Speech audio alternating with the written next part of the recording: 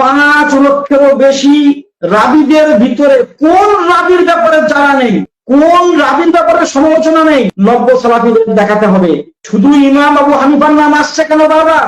ইমাম বুখারী রহমাতুল্লাহ আলাইহির যারা আছে, ইমাম তিরমিজি রহমাতুল্লাহ আলাইহির যারা আছে, এমন তাবর তাবর ইমামদের যারা আছে, পরিষ্কার ভাবে বলছি, ইমাম যাহাবী আলাইহির রহমাত তাযকিরাতুল হুফাজ কিতাবে ইমাম আবু হানিফার স্থান দিয়েছেন এবং তিনি তাকে হাফিজুল হাদিসের মধ্যে শুমার করেছেন এবং তিনি তাকে তাবিঈনদের মধ্যে শুমার করেছেন এবং তিনি তাকে বিদগ্ধ মহাপণ্ডিতের খাতায় শুমার করেছেন এবং তিনি তাকে আল ইমামুল আযম নামে খেতাব দিয়েছেন। এই সমস্ত বিষয়গুলো নব্য সালাফিদের অজানা বা জানলেও তারা বাঁধারামি করে এইগুলো উম্মতের সামনে প্রকাশ করেনি বা করছেন।